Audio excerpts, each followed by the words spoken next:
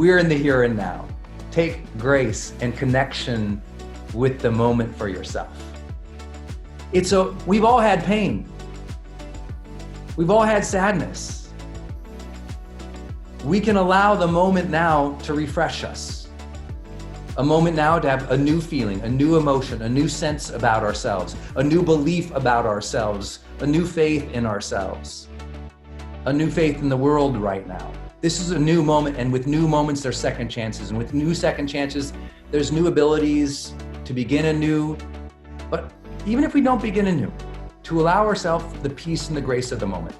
Hey, my friends, it's Brendon Burchard. We have an incredible session for you here today. Thanks for joining me this morning for a very important topic as we discuss some difficult topics of life.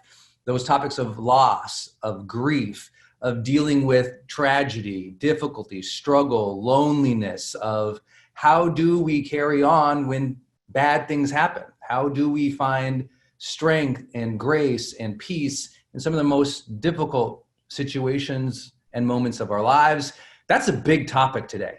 And I know it will probably be the least participated topic that we usually get. Anytime I say we're going to talk about, something related to something like this, a lot of people go, I'd rather avoid that session today, Brendon. But I'm here to tell you, we can discuss life's most difficult things still with peace and joy. And that's hard. And that is difficult. And arriving to that space is no joke. And so today, tough topics. I know that we'll be taking on some sensitive topics today. So I encourage you today to enter and frame this conversation in your own mind, to develop your own mindset and attitude towards these conversations before we even have them, because that is one secret, in fact, to dealing with difficulties of life. To set our minds in advance, to set our intentions in advance, to think through and contemplate, how will I cope with that? How will I face that? How will I endure that? That ultimately is one of the great strengths of consciousness, of presence, of intention, of anticipation that allows us to deal with some of the worst issues of life. And so we're going to do that together as a group here, set our intentions of let's have a difficult conversation about the difficulties of life, of loss, of grief, but from a perspective that we're going to step into our strength. From a perspective, we're going to set a positive mindset to have a beautiful conversation.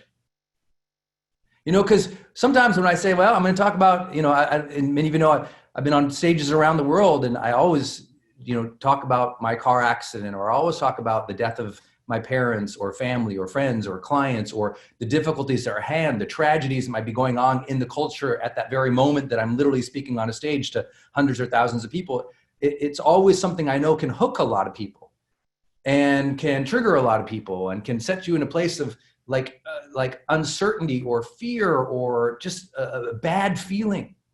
And so what I've always thought of as a speaker, as a trainer, as a coach is let's set our mindset up front.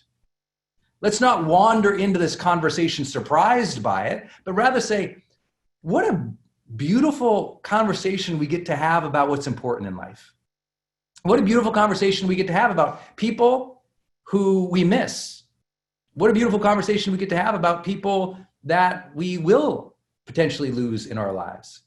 Or what a beautiful conversation we get to have about the times in life where things don't go right and we lose other things.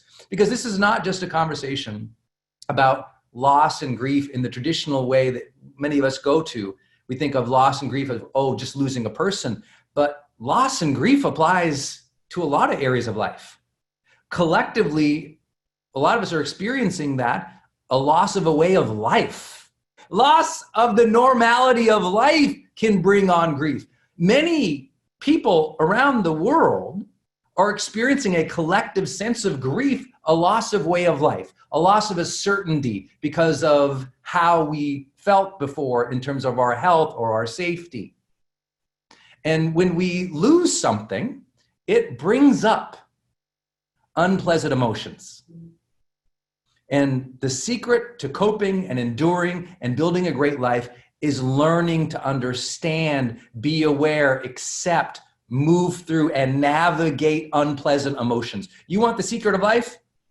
I'll tell you what, the secret to enjoying life, a lot of it has to do with how do you manage and navigate unpleasant emotions. Notice I didn't say get rid of them. So today as we talk, we're going to talk about there's no doubt that when I'm talking today, it will bring up emotions, and not just for you, for me too. For me too. And so I want to bring up this idea with you right off the bat. Let's frame this intention to have a beautiful conversation. Can I get high fives across the board here on this one? Let's have a beautiful conversation, an honoring conversation, a meaningful conversation. Because we can talk about life and death and tragedy and just incredible times of discouragement and shock and sadness, but we can still do it from a place where you are right now. You're in a safe place. We're in a safe environment here. We're in a place where we can have a conversation. And whatever conversations we're going to be talking about, in some ways, whatever situations we're talking about, there's a degree of removal, a degree of detachment that we're not there right now, as an example. I lost my father 2 nights ago, 11 years ago. So this is always a tough week for my family because, we miss him. And there will always be that part of us that, has to deal with the emotions that come up. And I'll talk with you how I approach that, but I'll also talk in general, because some of you have experienced a loss, again, from loss of certainty because of maybe you were in a relationship and that relationship ended. Or maybe your life used to be like this and then you got laid off. Or maybe life used to look like that and then, you got sick, or you were divorced, or the job got changed, or the project, or the rug got pulled out from underneath you, and things suddenly and shockingly shifted on you. And it's in those times that we're introduced to unpleasant emotions and incredibly difficult emotions and feelings like grief. And so today, I'm not just talking about my dad. I'm not just talking about, the dozens of friends I've lost in my lifetime already, or the dozens of emotions that come up every time I think of the dozens of mentors of mine who have passed away, or the times that in my life I've spent, and a lot of it in hospice care, helping and serving. I'm familiar with these topics, but I'll also share with you, I'm not a therapist. I'm not a psychologist. I'm not a psychiatrist. I'm nothing that ends in "ist" that I'm aware of. I am a person who spends his life in the trenches with people trying to help you improve your lives.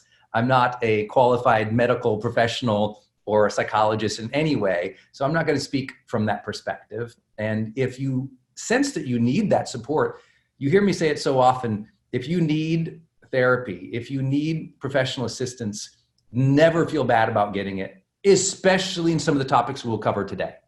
Because I can do so much work with you here in our 2 hours together, my friends. I can't cover everything, right? And healing doesn't usually happen in a 2-hour segment. I'm sure you're all aware of. So let's enter this as a community, positive, to have a beautiful conversation. Let's do it from a perspective of knowing that we're going to deal with some unpleasant emotions that might come up. And let's face that willingly with trust and faith and gratitude, because I'll share one thing that's beautiful about loss and grief. And that is, you only experience those things and feel those things if you had something and you were connected to something that you enjoyed, something that you felt was important, something that was beautiful, something that was meaningful to you. And so you had a sense of meaningful connection, and something maybe shifted or changed, but that was a beautiful gift. And so today I approach our conversation with reverence. I have great respect for each of you. And I know inevitably with as many participants as we have around the world, you are experiencing or going through a loss. And so right off the bat, I send you my love, my prayers for my family, our condolences, and our honor and our respect, knowing that many people are going through incredibly difficult times right now in our community here too. It's inevitable. When you do work like this, lots of people are going through a lot of big struggles. And so let's be respectful and caring and compassionate with one another in our chat. And let's do the work today. Let's do the work. Let's do it. Let's jump in willingly to have a beautiful conversation. Today, I'll be sharing 5 principles with you that I've seen over and over and over again in hospice care, over and over and over again in coaching clients who've lost family members, over and over and over again in coaching people who've experienced loss of any kind, literally loss of physical mobility, loss of family members, loss of job, loss of business, loss of their sense of self, and the grief that comes along with change. We're going to talk about 5 things that I believe will help. If I can, I do want to set the stage a little bit more too, because I probably have a different perspective about this conversation. And many of you have heard about, and I know I got a lot of questions in advance. Are you going to talk about the 5 stages of grief? And no, I'm not. If you've studied Elizabeth Kubler-Ross or the work or the ideals behind the 5 stages of grief, if you haven't heard of that work before, the idea that there's these 5 stages: denial, anger, bargaining, depression, and acceptance. I'm more of the mind of Elizabeth, who came up with that idea and wrote about that so compellingly. Towards the end of her life, she mentioned that she wished that it had never been framed as stages, because as she wrote about and spoke about towards the end of her life as a theorist and a person who had given hospice care, she thought, I wish everyone didn't think there were these stages you're supposed to go through. Some of you feel like you're supposed to feel great by now. You feel like, well, I should have moved through these stages. I should be okay by now. And some of the greatest, moments of grace that you ever allow yourself in life is the grace of time. The grace of allowing, like every single person here, if you look at what we're doing here, every person here will cope with grief differently. Right? Everything I'm going to share with you today is just by nature going to be a generic nature. Everyone will cope differently. And if you're still struggling through and you think, geez, I should be in the stage of acceptance by now, I want to let you know the person who literally came up with the idea of the 5 stages of grief wished it wasn't called stages, because she thought everyone deals with it differently. It's not sequential. These things become circular in time, and not everybody feels all of these emotions either, right? The people who I've lost in my life, I've never yet had the sense of anger toward. I didn't have a sense of anger that thing happened. I didn't have anger towards my father dying. And I know that might sound completely crazy to people, but that wasn't an emotion that I experienced with death. Partially because of the way that I have faced mortality throughout my life, which we'll talk about. But not everyone goes through all these stages. So I want to set that frame off the bat. Everybody copes differently. There's no right or wrong way to experience loss. There is, however, a healthy way to re-engage life. We know from 50 years of psychological study, and you all know it inherently and innately, that there's ways that we cope that are healthy, and there's ways that don't make us feel good. There's things that we do that can lead to less ability to continue on with life in a happy way. And so we'll talk about some of those too. Here's the way I believe that we can deal with this well. And I'm going to start with a couple different ideas before. I'll tell you when I get into the 5 principles for the day. I'm just framing things up for today. One of the most important and powerful frames I can give you for loss and grief, above all else and above everything else, is conscious anticipation. Conscious anticipation. Consciousness or awareness in life is so important if we're going to cope well. And what we usually mean when we speak about that, especially with loss and grief, is having the ability to anticipate that it will happen. Okay? that it will happen. That if you haven't faced your own mortality and your own death yet, I deeply invite you to do that at some point. It doesn't have to be here during the 2 hours right now, but I want to encourage you, face your mortality, your own personal mortality.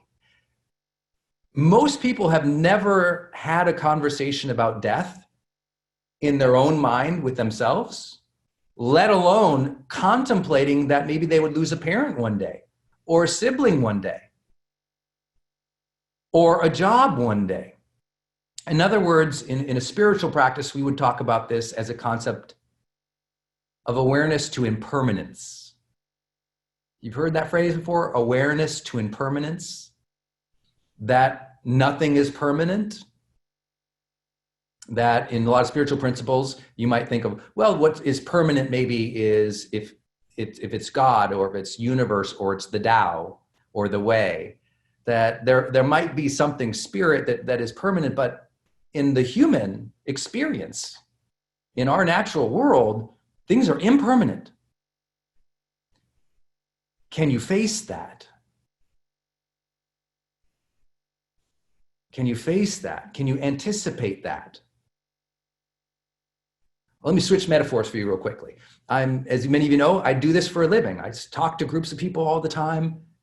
I'm out on social media all the time. And I talk with so many influencers, so many people who want to be leaders and who are building up their brands and their careers. And they're shocked when someone judges them on the internet.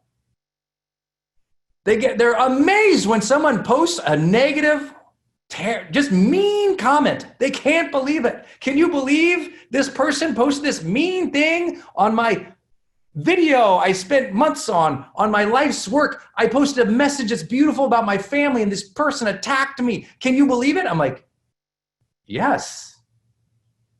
Why are you surprised? It's called the internet. Anyone ever been surprised you got a mean attack on the internet? Well, I tell my peers all the time, I'm like, please don't be surprised that is something that I guarantee that will happen. If you are commuting, if you are driving to work, or you are driving somewhere and you are cut off by somebody in traffic and you go into a rage about it, I'm like, you were surprised? And I know these are simple and simplistic and almost silly metaphors here. But I just want to switch your mind into that anticipatory power that we all have. That when we actually anticipate, oh, this is going to happen, we are way more capable of being centered than when we don't anticipate it. I'm not saying there will not be shock. I am not saying there won't be heartache. I am not saying there won't be incredible, fear or denial or regret or sadness. We'll talk about those things. But what I'm suggesting to you now is find peace with the inevitable. If we can find peace with the inevitable in advance, we are more able to cope. Switching metaphors again. We have a lot of people who served in the military before. And as you know, I've been blessed to coach some of the highest level groups in the military across all branches. And the way that they deal with what is about to come, when it is just like one of the most difficult missions or projects or tours of their lifetime, is they rehearse it over and over and over and over again in their mind and in practice and in the field. They get comfortable with what is going to be an uncomfortable, unpleasant, potentially terrorizing situation. I don't pretend that's easy. And that's one reason I love the military, their willingness to do what is incredibly difficult to protect the freedoms that we all enjoy. But I will share, there's some kind of power in that. And I had that. When I was a 19-year-old kid and I had my car accident, it forced me to face death. Any fans here of philosophy? Anyone ever read philosophy? Well, if you've never really gotten into the study of philosophy, I hope you will. And you'll know chapter 1 in all of philosophy, almost across all philosophers in the history of the world, chapter 1, if we could generalize, says you're going to die. Now let's talk about life. That's like the fundamental of philosophy. So I read so much, I got comfortable with the fact that I was going to lose people and there was going to be loss in life. Anticipation. Now, I know this does not sound really like motivating, but that's not the point here. The point is to say, can we anticipate it? When I received the call from my dad, letting me know that he had been just diagnosed with acute myeloid leukemia out of nowhere. He woke up, was lacking some balance as he walked down the hallway. It was Mother's Day of 2009. So he woke up on Mother's Day, didn't feel good. Mom said, "What's wrong with you?" He said, "I don't feel good." He's kind of unbalanced. The weeks before, he's playing golf and racquetball and bowling. He's healthy. All of a sudden, something's wrong. Doesn't get better. They go to the hospital. Within a few hours, he's sitting with two doctors who are looking at his blood work and then do some more tests. And they let him know he has 7 days to live. And they say, you have AML, acute myeloid leukemia. There's two types of leukemia. AML is the one that usually takes the person quickly. And they said, you have 7 days. Because what happens is your stem cells, I don't want to go to the whole thing about leukemia, but essentially you're creating blood that's not good, and ultimately it shuts down your organs. I know I could go deeper into that, but those who know what I'm talking about with leukemia, it strikes fast. And so he had 7 days. And as soon as he told me that, I said, okay. And I was in shock. And I wanted to deny it.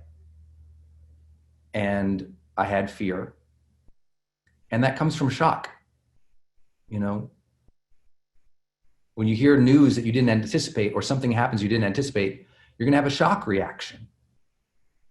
And for me, I was shocked about it at first, and those emotions come in.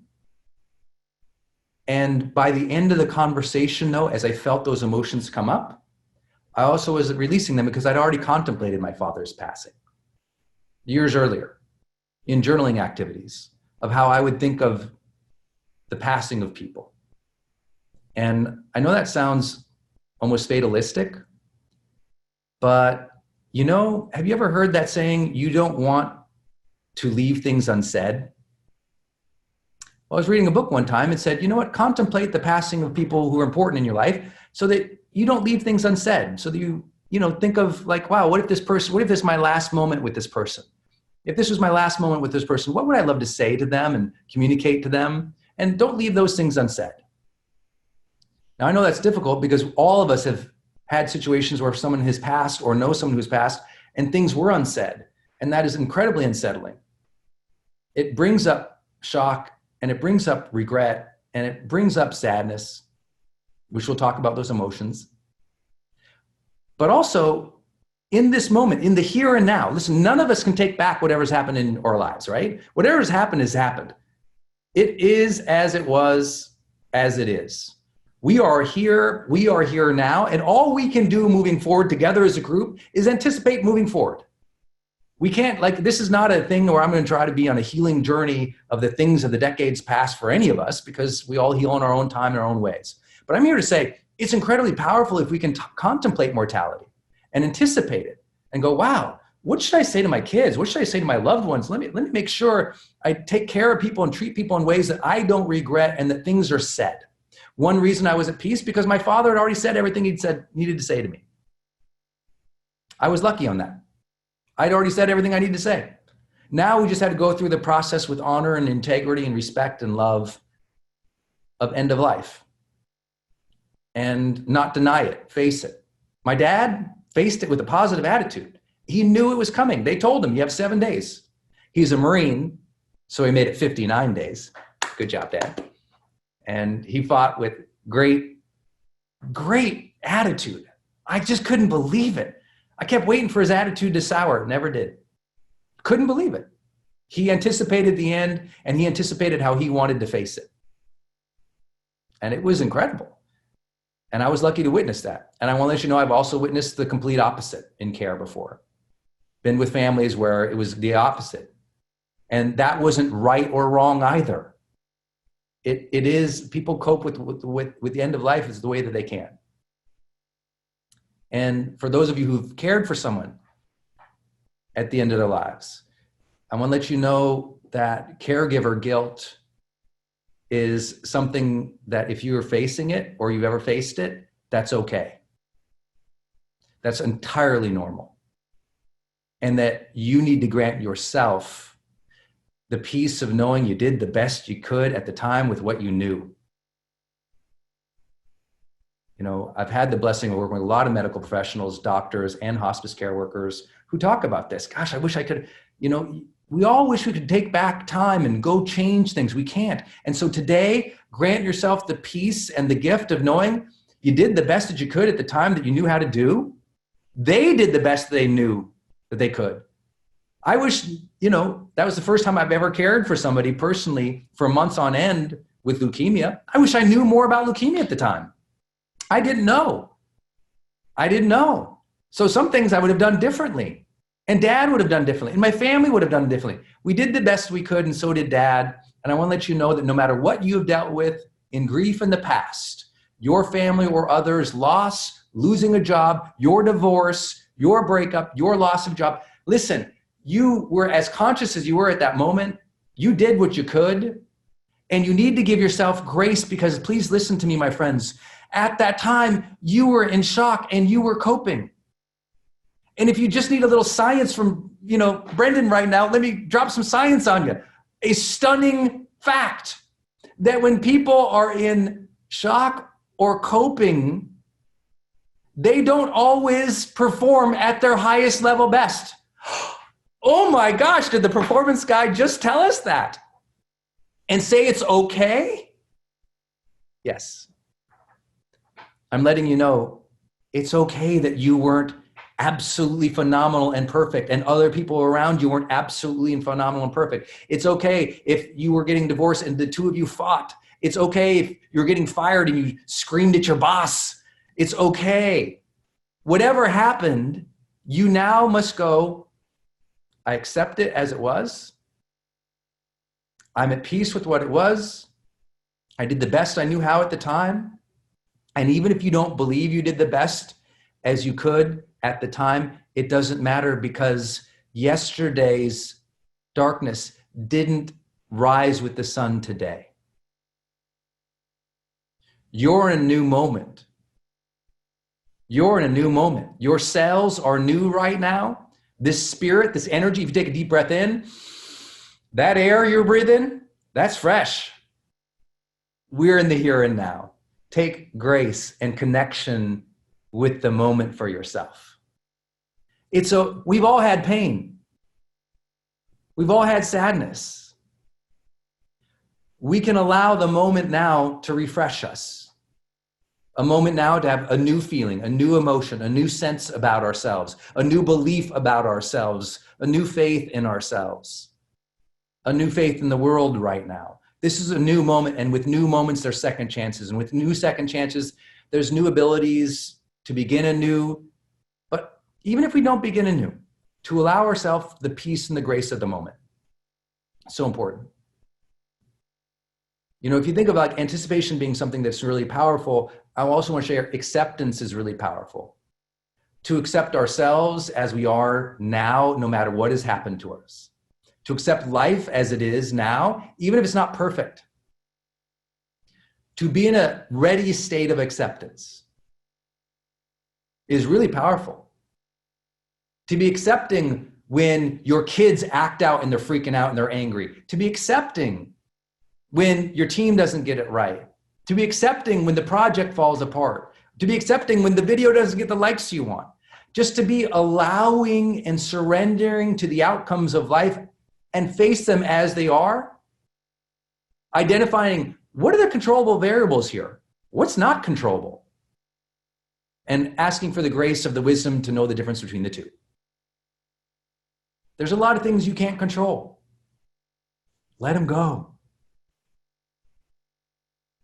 The things that you can control, you can only control in this moment. So if you didn't control it right in the past, let it go. It's now uncontrollable. Now, what are the controllable factors? Living in the now will always be the first sort of gate to enter to free yourself from pain. To step back into this moment of now, to accept, to realize this is what is, even if I didn't want it this way, this is what is, and what is here. Okay, now how would I like to interpret it? What would I like to do next? These are the power. You think of if you can anticipate things will happen, and you can accept as is what the world is, while you also accept your power to shift and shape and control and move things around that you can, that's an uncommon perspective to come into things with. To anticipate them and to accept. Those two things are so powerful. The third piece here in framing all this is adaptation. To now adapt to the world as is. To now adapt to what we're dealing with. And to adapt to it with real intention. When you are in shock or sadness, there's often not a lot of intention there. It's reaction, it's feeling, it's emotion, which is okay. But there is a stage of adaptation when we start going, oh, okay, I guess life has changed. How do I want to change with it? Not, I wish life didn't change. It did. Now, how would I like to change with it? Who do I want to be in this next stage? How would I like to think and feel and behave and do and become? Life has changed. How would I like to change? How would I like to adapt to this new reality? And we have to find our own way. It's not going to be fast. Yet we must have the intention to adapt. I'm okay if it takes you years or 2 or 3 or 4 or 5. That's your timing. But let's have the intention to adapt. Let's have the intention to feel better, be better. Let's have the intention to heal. You don't have to heal now, but please have the intention to heal. Can we all raise our hands on that one? Like, it's okay. You don't have to get it right now, but have the intention to heal. Have the intention to get better. Have the intention to carry on. Have the intention to build a new life. Have the intention to move forward, because what is. Now let's face it with intention. My dad chose to face the end, the new normal for him in a hospital bed. He said, I'm going to keep my humor. And he was joking with the nurses and the doctors. When he left the hospital to go home for hospital care, all the nurses and the doctors cried because they liked him already. He was funny. He kept a good humor. He respected their work. He went along with the process. Didn't want it, but he was there. So he engaged the process and he honored it as something that was happening. Didn't deny. Did his best. Sometimes we can enter situations with intention and grace, and that makes the situation better, even though you can't make the situation better. That make sense? Even though you can't change a situation or a circumstance, the way you enter it with intention and grace can certainly change how you experience it, and often changes how other people experience it. Please adopt that role model mindset. Other people observe your energy. Other people see how you cope and deal and heal. Other people witness your strength. And when they witness your strength or your faith or your goodness or your generosity or your patience, they feel it inside. That's that neurobiological power of the mirror neurons. They see it in you, they feel it in themselves. And that can be a beautiful thing. That can be a beautiful thing. I don't say it's easy, but it can be a beautiful thing to enter things with intention. So I've talked about anticipation. I've talked about acceptance. I've talked about adaptation. For me, that's going to set the frame for what we're going to do today. Okay? That will set the frame for what we're going to do today. Because I'll I'll come back to some of these topics. Now, let me share what I feel like will be a good framework for us to talk about loss and grief specifically in terms of emotions. And then I'll share with you the 5 principles that will help you work through them. Okay. When anything happens in terms of loss, let's talk about that. When there is loss, and specifically today, I promise to talk about grief as well. Grief is an emotion related to a loss. It is a feeling or a state of being related to something that we have lost that we cared for. Let me talk about what I feel like are like the 4 major parts of that happen for people. And then you might not use the same language as me, and that's okay. Allow me not to be exactly perfect in the descriptions here, because we're not trying to do psychological training, but a general sense of what it feels like, okay? The first, if I was going to call it something, stages, or what we all tend to experience, let's talk about what we tend to experience. These are, let's call them commonalities of emotion or experience that happen with loss or grief, okay? One that's just universal is this feeling of shock, which is, I can't believe that happened, or I didn't want that to happen. When there is shock, there's usually 3 very unpleasant emotions that come up, right? 3 very unpleasant emotions. And those emotions, we'll talk about later how to deal with them. I just want to kind of like get your mind on the framework we'll be working through today. And that with shock, often there's an immediate sense of fear. An immediate sense of fear, like, oh my God, that was scary. Or, oh my God, I didn't want that to happen. Or even in the anticipatory mind, you can say, oh my gosh, what's going to happen next? But shock is like, there's no way to describe it accurately. So I'm going to bring up some of the emotions that come up. Often fear, often a sense of regret comes up with shock. Oh my gosh, this just happened? I didn't want that to happen. Or these things are unfinished. Or these things are undone. Or wait, I don't want that. If that happens, it means all these other things, I didn't want this. I didn't anticipate that. I wish this didn't happen. A big part of it then leads to a thought pattern, because emotions tend to lead to feelings and thought patterns. Emotions tend to lead to feelings and thought patterns. I'll talk about the difference later. But that, if we jump to the end, right at the end of all that thing of shock is often a sense of denial. Shock is going, I can't believe that happened. I didn't want that to happen. And I want to let you know, when you're in that place, and it often is accompanied by fear or denial or regret, when you're in that place of shock, the most important thing is to recognize that that's okay and that is normal. And your fundamental number one thing you want to do in that moment is get, as soon as you can, yourself back into your body.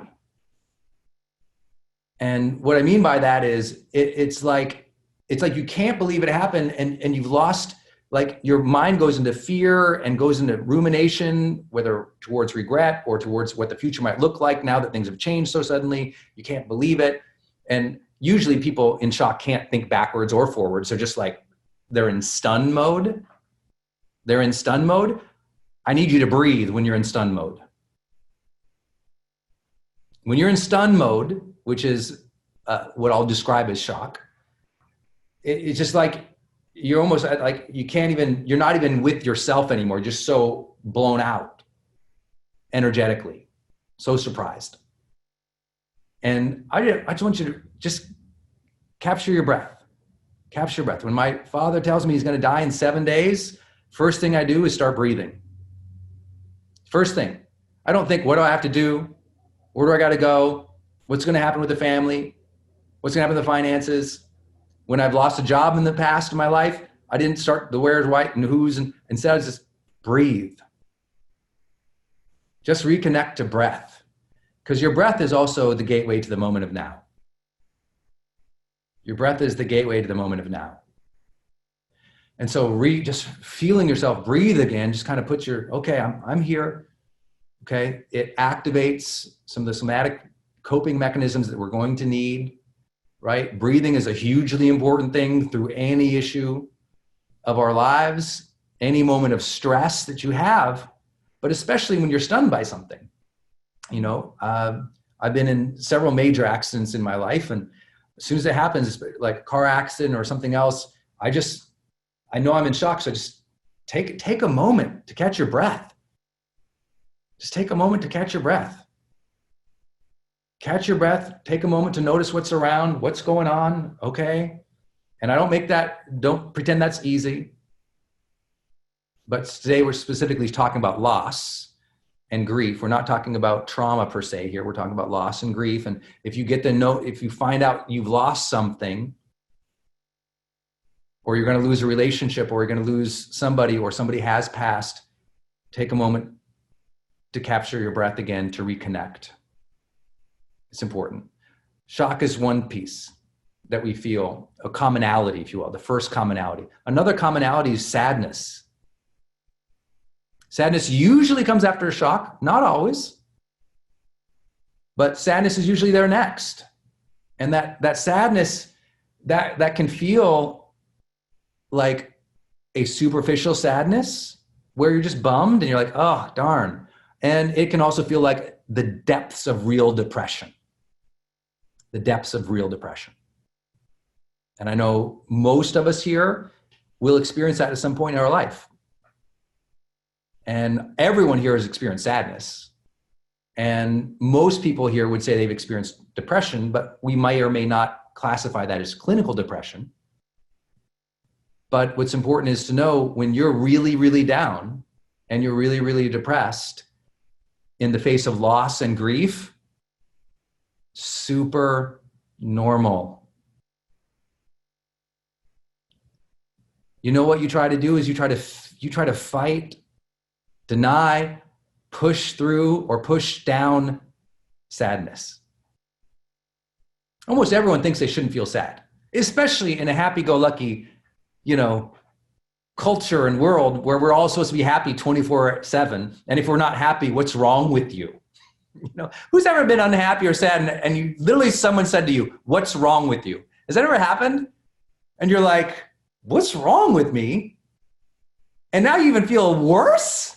You're like, at first you defend yourself, right? Because that's a defense mechanism. Someone says, what's wrong with you? You're like, well, what's wrong with you? And you get in a fight. But then later on, you're like, is there something wrong with me? Maybe there was something wrong with me. Listen, sadness is a huge part of the human condition. The entire experience of happiness and joy in our life only exists because we have something of juxtaposition.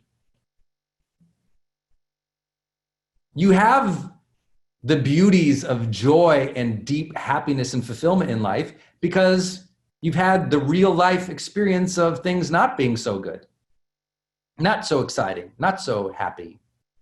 So sadness, I want to let you know, a lot of you are experiencing sadness right now and you can't face it.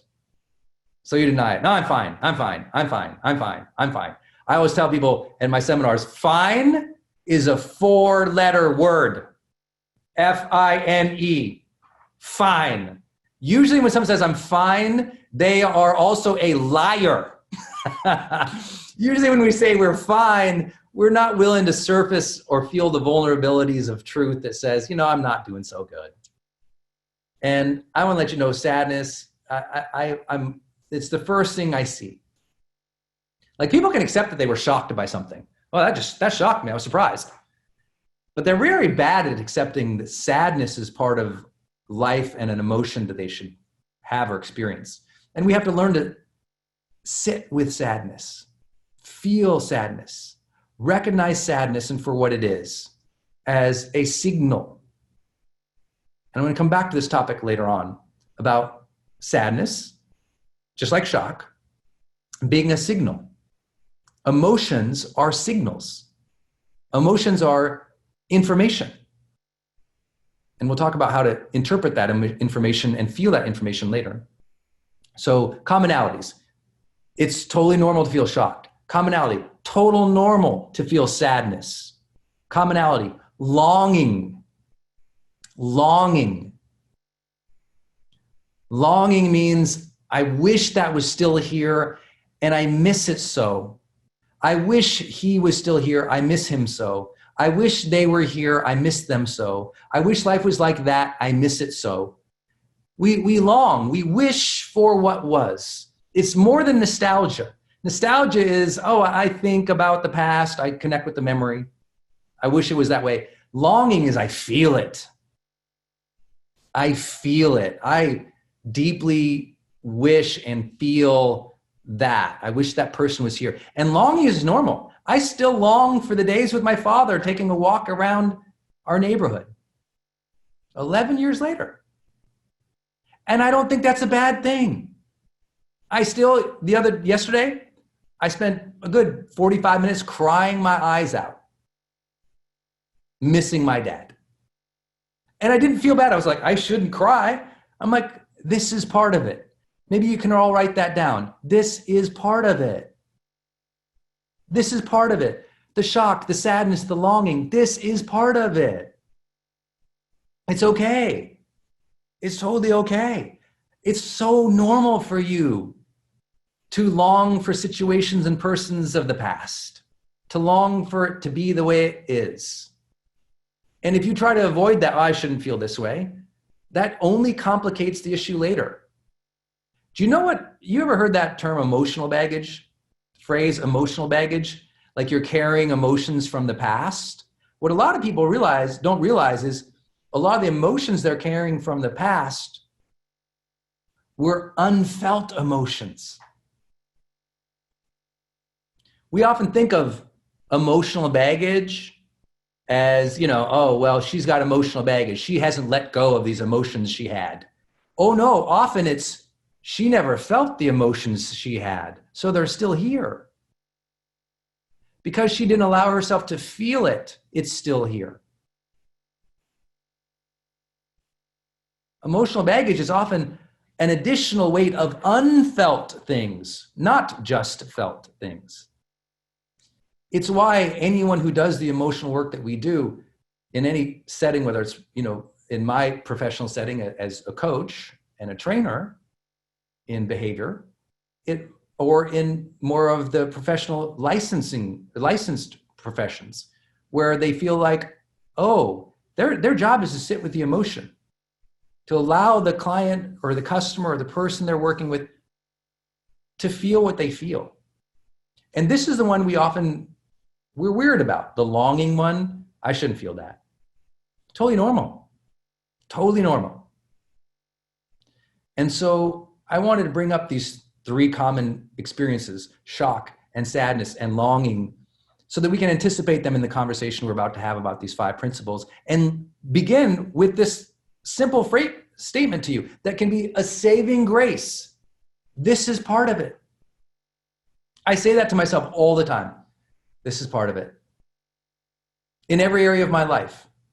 I feel extremely sad about something that happened to a friend of mine recently. This is part of it. Unpleasant emotions, difficulty in coping. That's normal. That's part of it. So we must all begin in dealing with loss and grief in a sense in which we don't try to deny that that's part of it. Don't make yourself bad that you're experiencing it, because it's part of it. It's part of it, not just for you. It's the human condition. It is the human biology. It's in other places in nature. Other animals and mammals feel sadness, loss, and grief as well. It's not abnormal for you to feel it. And if you feel listen, here's the damage that comes from loss and grief is often that part of us that creates self-inflicted wounds when we think we're not normal for feeling entirely normal things. When you label yourself as not normal or not adequate to cope, that is an injury to yourself. Telling yourself you shouldn't feel something and you're so sensitive and, oh, I wish I wasn't so sensitive. I wish I wasn't so weak. I wish I was better. And you start now labeling yourself as insufficient. You're only adding insult to injury. We've got to normalize unpleasant emotions. We have to anticipate unpleasant emotions will happen. We have to accept unpleasant emotions as happening. And we have to adapt once we sense them and we understand their signal. So I'm trying to tie those things together for you today. Our common emotions and feelings and experiences are often shock and sadness and longing. Those feelings that come along with it are sometimes just like regret or fear or depression or loneliness. That's totally normal, totally normal. But you know what, if I drew out a commonality for you, if I was at my famous flip chart, I would draw out, the way I would draw it is I would draw like a line on a page. And on the top, I'd write the common things like shock and sadness and longing. And you know what I'd put on the bottom though? I'd put this word honoring. Honoring. To me, the common denominator that helps us cope is to bring honor to the very process of coping. To bring honor to the very moment, reality as it is. And most importantly, to honor your own sense of self and feelings in those difficult times. Because when you deny them or you label yourself, you create more pain. When you deny the feelings or the emotions and you label yourself, now you create more pain. And please let me do this for you. For those of you who've dealt with loss and grief with others, family members, team members, people you're consoling right now, as I know many of you are coaches here who are helping people. Please recognize this is also a social truth. That if you deny other people's feelings and you label other people, you add more pain. It's not just an internal game, it's a social game. When you deny your emotions and you label yourself as inadequate or unable or not doing it right or not normal, you cause pain, greater pain to the situation. When you do that to other people, when you think your brother or your sister should have coped differently and you told them not to be sad, when you told them they're not doing it normal, and you said, something's wrong with you, that caused more pain to them. Telling others that there's something wrong with them is not helpful. We can notice when people are struggling and not label them. You can notice when you're struggling and not label yourself. A lot of the pain you still feel in your life from tons of situations came from the labels you stamped on your forehead about who you are. And a lot of the pain that we experience socially and culturally with others happens because we smacked a label on their forehead. It's why you guys, many of you who've been with this community for a long time, I know some of you, it's your first time here and you haven't heard this from me before, but I did a whole session on judge less, feel better. The less you judge, the better you feel. The less you judge others, the less you judge yourself, the better you feel. And a lot of you, this is the day you're going to start allowing more grace into your life, more peace into your life, less judgment into your life. Recognize you're doing the best that you can. And the very fact that you're here working on yourself, could we all give ourselves a big round of applause for this? Let's go. Let's go. The fact that think about the fact that you are here. I think it's a beautiful thing that you're working on yourself. So few people will do that. So as hard as you've been on yourself, give yourself that spirited acknowledgement that we're talking through some tough things today. Give yourself a spirited acknowledgement to say, you know what? Whew. Okay, some of this might bring up some emotions I might not like, but you know what? Okay, cool. I'm doing the work. God bless you for doing the work. So many people won't even consider these topics. I guarantee the whole year in this HPX community, we can measure every single click in our emails. We can see how many people show up to these things, how many people watch the replay. I guarantee this session will be the least engaged session. I guarantee it, because people don't want to, it's so much easier not to ever contemplate and deal with these things. But you're here. You're doing the work. So one more round of applause, everybody. I really genuinely mean that. I genuinely mean that. I think it's a beautiful thing that you're doing it. Such a beautiful thing that you're doing. So if we can keep honoring as the baseline, honoring the process, honoring the struggle, honoring our emotions, honoring other people as they cope with difficulties too, oh my gosh, it gets so much easier. There's so much less pain.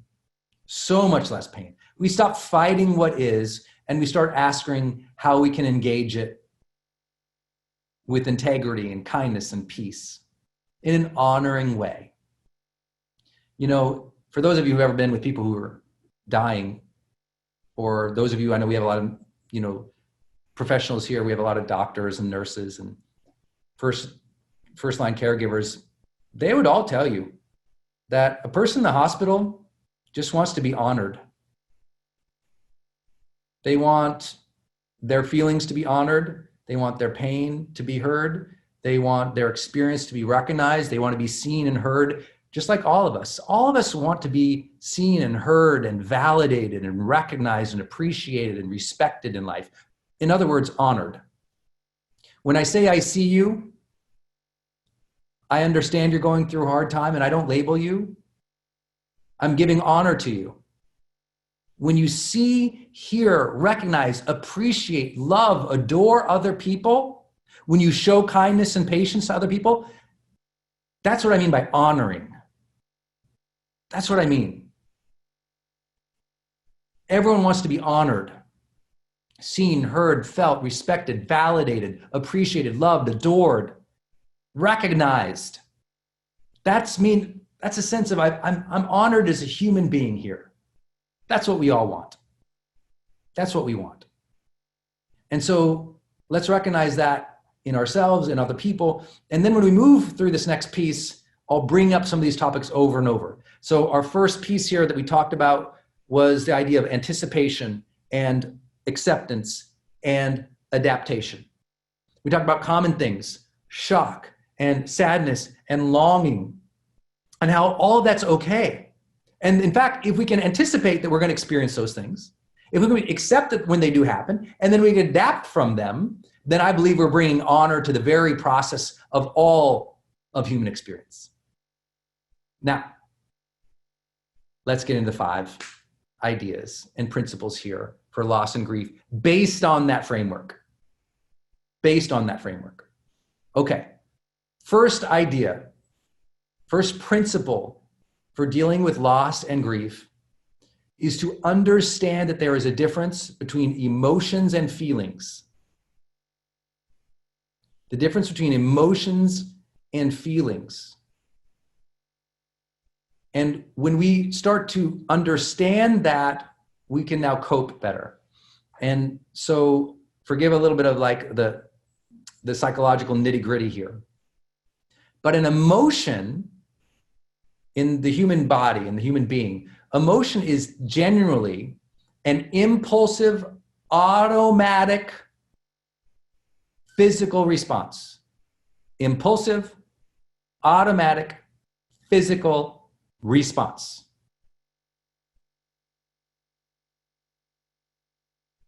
Impulsive, automatic, and physical response. In other words, an emotion just happens. You ever get an emotion you thought to yourself, hey, I did not order you up here, baby. Like it shows up like a side salad you didn't even order. You know what I'm saying? You say, wait a second, I didn't ask for this salad. But now you got a whole emotional salad just dumped right on top of your head. And you didn't want it. An emotion just comes up. An emotion can come up from both conscious response and unconscious impulse. You can walk into a store and a song is playing and an emotion of sadness waves you over and you're like, what just happened to me? Right? That's because emotions are impulsive, automatic, and they're physical, right? They sweep through, they happen. And what those emotions are tend to be signals. They're an adaptive human biological response to quickly signal us towards something. As an example, the emotion of fear. It says signal. It says, hey, pay attention. Something here is dangerous. I want you to know that this is dangerous, and I want to activate you to do something. Right? Sadness is also a signal saying, hey, pay attention. There's something here that's important to you. It's meaningful to you, and it's not right. It doesn't feel right. Something's off. That's important. It's a signal. Frustration, signal. Pay attention. Hey, this is not the way I want it. I've worked on it too long. It's not going as fast as I want it to be. Can we speed this thing up here? But listen, some signals are just noise. I remember I was doing, I'd be shocked if any of you were here with me in 2007 when I did my first major, I've arrived in the personal development space. I did an event in Long Beach, California, in a gigantic circus tent. It was unbelievable. We had anyone who's there? Oh my gosh, it was unbelievable. It was my first big event for personal development specifically, and I brought to life my book, Life's Golden Ticket. Like, we reenacted the book, like as characters, like theater, right? Think of theater. Like, I was getting dressed up as characters in that book and helping the audience go through this transformational process that's in the book, Life's Golden Ticket. We had strongmen. We had a full circus. I mean, I rented the Mexican National Circus. We set up a huge circus tent on the lawn at Long Beach, California. Huge circus tent, could hold 1,000 plus people. I didn't fill it. I only had, I think, 600 or 700 people. I can't remember, but it was like, wow. John Gray, who wrote Men Are from Mars, Women Are from Venus, and Marianne Williamson came to speak as an example. It was like, whoa, Brendon has landed on the planet and he's doing some kind of revival spiritual thing in a circus tent. We don't know, but it's awesome. And oh my gosh, it was so cool. Well, listen, so we're out on the lawn. All right. Now I have my headset on. I can hear the team, the production team, because they got to call out music and songs to me. Okay. So I have in one ear, I have my team. And of course I've got my microphone going out to the audience. Now I'm up there speaking. It's for, 8-9 hours a day. And I'm literally in the center ring of a circus tent. I'm at the center ring where they usually bring in the animals. Well, I'm the animal. I'm in the middle. Okay. So I'm in there. And I'm talking, and all of a sudden, my team is giving me some direction, and all of a sudden, the signal starts going, it starts making this weird noise, and another person who I don't know is speaking in my ear, giving directions. And I'm like, right, imagine you're giving a speech to hundreds of people. It's your dream event, and all of a sudden someone is talking in your ear. You don't know who that is. Now, it was a signal. Now, sometimes my team was in there, my team. Other times, this stranger. Well, it turned out in Long Beach, where we're at on that shoreline there, the Navy ships go by. And their radio signal was interrupting with our radio signal. And so patching in, which I didn't know, was the captain of a warship going by. And I always thought, what a beautiful metaphor for the difference between a signal and noise. Now, when my team is giving me a signal, it's good. It's good direction. I need to know that. But when someone else is in your ear, that's also a signal, but it might not be relevant information. Sometimes an emotion comes up, and honestly, it came up. You can feel it, you can sense it and go, really just not relevant right now. I don't know where you're coming from. You know what? I don't understand it. Is it useful to me right now? Not really useful to me right now. I'm not going to hang on to its every word. In other words, I had to let that warship pass. Once that warship passed, the noise, the signals went back to normal. And I could carry on with the event. I just had to let it pass. That's what emotions are like. You got to let them pass. Some emotions will come up and they're a relevant signal to the issue at hand. Some emotions just came up because your body had an impulse or was cued unconsciously or triggered unconsciously, and it comes up and you recognize the emotion. You can sense it, feel it, be aware of it, but you don't need to hang on to it. Now we can talk about feelings. A feeling is an ongoing sensation of emotions that come from the interpretation of the emotion. I know that sounds like a lot, so let me explain with another metaphor. An emotion, remember, boom, it's instant, it's automatic, it's impulsive. A feeling, though, you have way more control over. A feeling is usually an interpretation of emotions. And a feeling is not always automatic at all. And a feeling is not often cued just by the body. A feeling is usually more interpreted by the mind, by the thoughts you give something that you hold on to. So the example I give, I think in high performance habits or one of my works with high performance, teaching high performance, the difference here, this is really cool. Let's imagine we all go to a like a, what do you call those? Like a Halloween house, like a scary house. Some of you, like me, avoid those at all costs. I do not like them. But let's say you go to the Halloween house and you're going through and, the guy jumps out dressed as a goblin and scares you, right? Immediate emotion, fear, scary. Now, 10 seconds later, what happens? You and your friends are laughing that you got scared, right? It's funny. Right? It was a prank. You knew, you went into the house knowing there's going to be scary things, something, and you got scared, but that it's like, okay. And now you kind of laugh about it.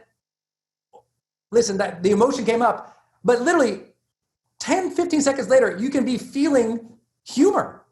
You can be feeling like, well, that was silly. You can be feeling safe. You can be feeling not scared at all. How is that possible? Because the difference between emotions and feelings. Let me give you an example. Let's extend that conversation, my friends. Well, now that emotion of fear becomes a maladaptive feeling if it stays too long. So now let's imagine, that night you're back at your house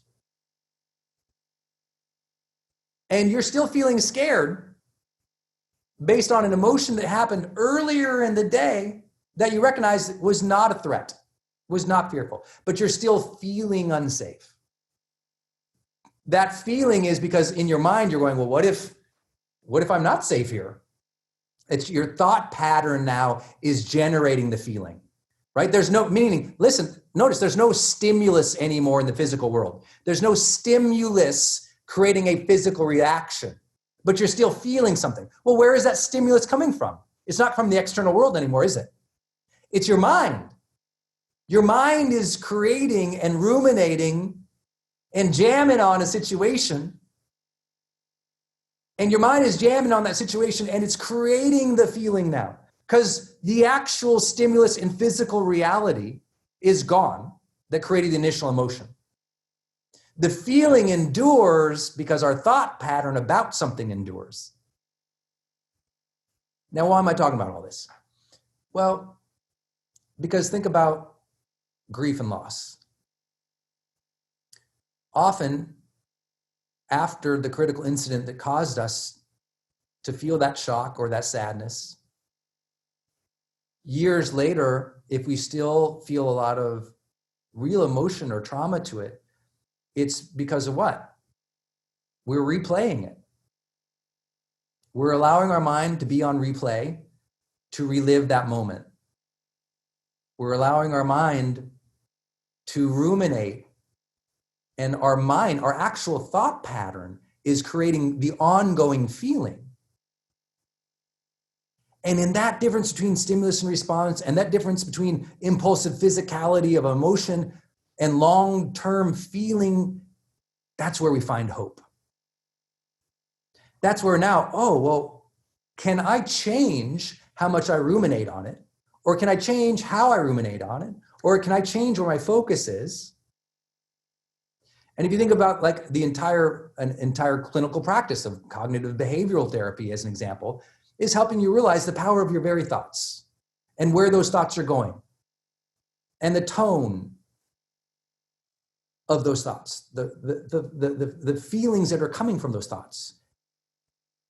Because emotions, see, people often get this wrong. They say, oh, you can think your way out of emotion. No, that's actually scientifically, an emotion is a physical impulse. It's automatic. You don't get to control it, right? But a feeling, what you feel like next Monday, next Tuesday, next Thursday, how you feel right now, you can shape that with your own thoughts. What are you thinking about? What are you paying attention to? How are you defining meaning towards things? And so I want to tell you, all of you, my friends, if you've experienced loss and grief years ago and you still feel like you're there in that emotion, you're not in that emotion. You're in a feeling now. And therein lies your hope.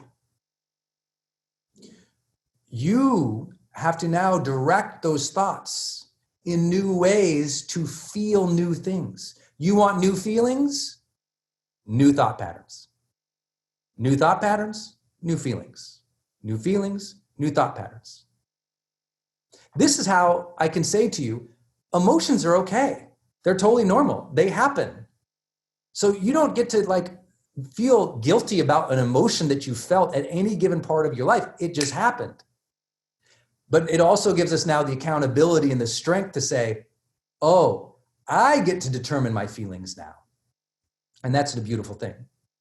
It doesn't mean when you think about something in the past, an emotion can't be triggered and come up again too. But over the long haul, we know we can take the helm of our feelings with our emotional thought patterns. Now, again, I'm not here to be doing therapy with anybody here. I'm more of a coach. So I'm trying to introduce you to some concepts. And if you feel like you're still struggling with something that happened years and years and years and years ago, and you can't break free of those emotions or feelings, that's why you need to go see a therapist and get professional licensed help. Because it will be in discussing and talking through where your thoughts are that you can grab hold of your in the now moment feelings and your ongoing feelings to have a sense of your life again. Does this make sense? Raise your hand so far. It's a big distinction. It's a big distinction because now you can allow your emotions, but you can grab hold of your feelings. And when you do that, you get to shape the feelings of your life. It's why so many of you have, I know, very positive morning routines where you're putting positive thoughts into your head. That's shaping your feelings for the day in a better way. Also, though, when you do think about something, you get to choose what to think about. Let me give you an example. If I think on any given day, let me talk about yesterday. There was a moment when I thought about my father and him being in the hospital bed. And it was sad. There was something that happened for him and he was sad and we were sad and it was just sad.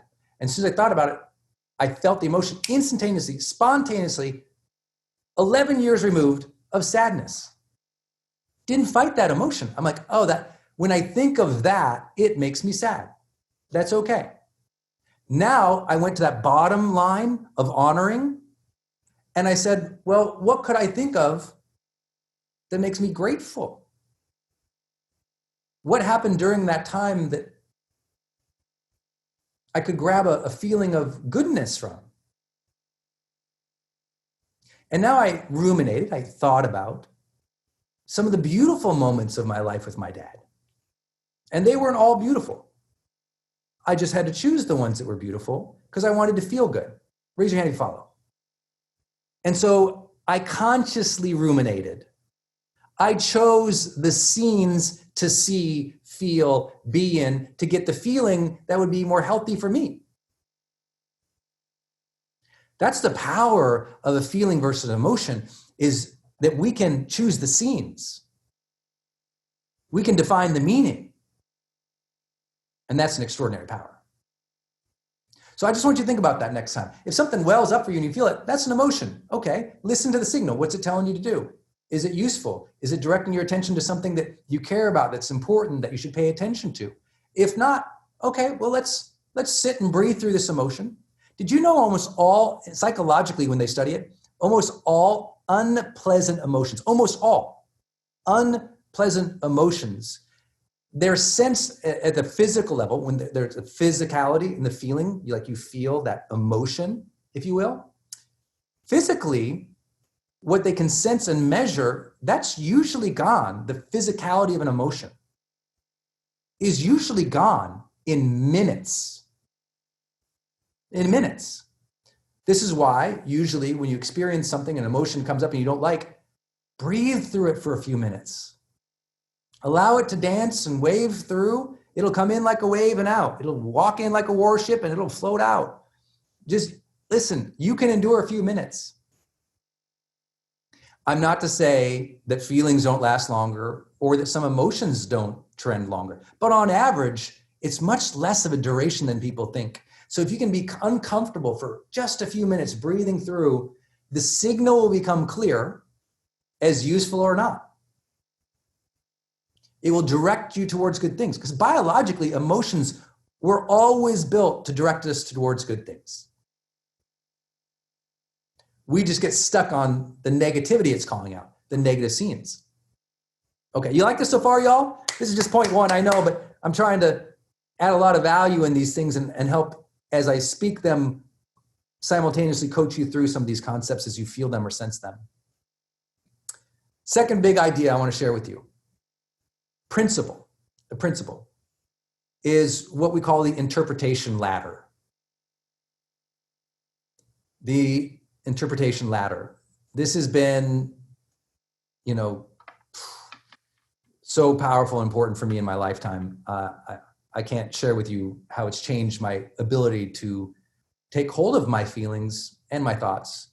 Your thoughts and your feelings tend to come from an interpretation ladder. And let me share what that means. What usually happens at the base of the ladder is information comes in, right? Information comes in. Something happens. Information comes in. Automatically, our mind now interprets it. Our mind labels it. Good, bad. Safe, not safe. Approach, avoid. Like an immediate interpretation. Like a reaction, if you will. Stimulus, response, right? That's the first two rungs here, right? Information comes in, interpretation happens. Now, we have the conscious power now to do a better job of noticing good information too. And we have a better job of also pausing that interpretation for a moment. Or being aware of how our interpretation is. Because once we interpret it, now we move to the next rung of the ladder, identity. So information comes in, we interpret it, good, bad, approach, run, safe, sad, fight, flight, flee, interpretation, immediate. Then identity says, what does this mean to me? In other words, now we personalize the information that came in. You ever read the 4 agreements? Agreement number 1, don't take things personally. But that's what we do, right? Oh, well, this information, they're judging me. They're not thinking of me. That means I'm a loser. That means I'm bad. That means I'm discounted. And we personalize the information of the world. Just like, listen, when someone puts a hate comment on your post, often you get really triggered or upset about someone's hate or judgment to you because it's a smack against your identity. But you know what? That's also a little bit of a fool's game. That when you learn not to take things overly personally or to over-individualize or self-identify with it, guess what? It's a lot harder for people to hook you. They can't get you anymore. They can't get you riled up. You can sit there and they can accuse you and scream at you and everything, and you can sit there like the Dalai Lama, just peacefully, right?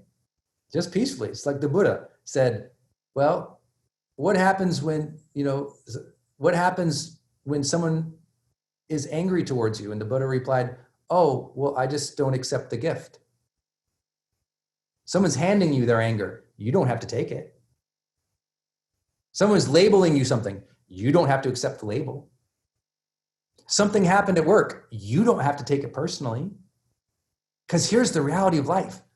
You probably weren't even considered. Other people, when they do something bad or other situations that happen, it had nothing to do with you. That was their jam. That was their situation. That was their bias. That was their problem. You, as an individual, probably had nothing to do with it. They just had a bad day. They were a jerk. That thing had nothing to do with you. But we personalize, and now as we personalize, it's so much more difficult to deal with. So let's move up. Information, interpretation, identity. Now comes intention. Okay, we filter it through those things. Okay, what happened? How do I interpret that? What's it mean to me? Now, what's my intention next? What do I want to do? What should happen here? What's the next right action of integrity for me? We set the intention. What should I do? Or this is my plan, right? We see the future. We estimate the future. We make a plan. Set a goal. Initiative. We think through what we're going to do. Intention. Think through what we're going to do. Then, of course, the next rung up is the final piece. Initiative.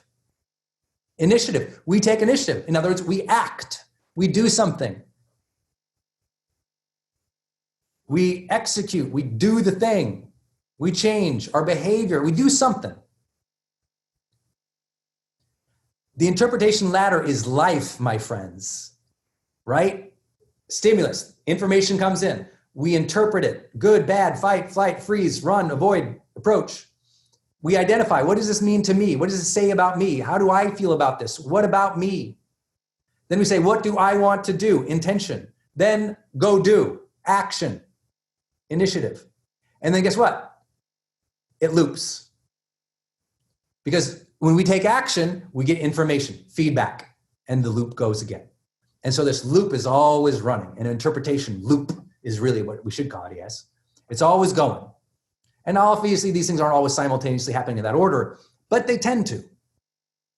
That's thought process. Why do I bring this up with loss and grief? Because sometimes you lose something and you do a terrible interpretation ladder on it. You lose a relationship with someone, you get a divorce or they break up with you. How do you take that? Well, let's talk about how to feel more pain. Let's do a bad interpretation ladder, okay? This is what happened to young little Brendon when he was 18 and 19 years old. Thought I was going to get married to this girl. Relationship falls apart. And she tells me that she's been unfaithful. And what do I do with that? Information. Here's someone I love telling me they've been unfaithful. Interpretation. World is unfair. Relationships are unsafe. You can't trust anybody with your heart. Life is ruined. Identity. I have been mistreated here. I feel terrible here. I must be terrible in relationships. I must never trust anyone again. I'm going to become a stronger, more independent person. I'm going to protect myself. I've been wronged. And because my relationship was, my identity of who I was tied up into the relationship, and the relationship fell apart, I am broken. Information was, our relationship is broken. Identity became, I'm broken. Who can understand what I'm talking about here? Move up. Intention. Intention. Tell this person what a mean, gnarly, bad, awful, terrible person. Let me get justice. Let me make sure they recognize how terrible they are, and I come up with all the words to tell them how terrible they are, because they should know my pain. Watch out for that self-righteous intention. What happens next? Initiative. Tell the person they're terrible and awful. Intention, protect thyself. Initiative, don't get in relationships. Intention, never trust someone again.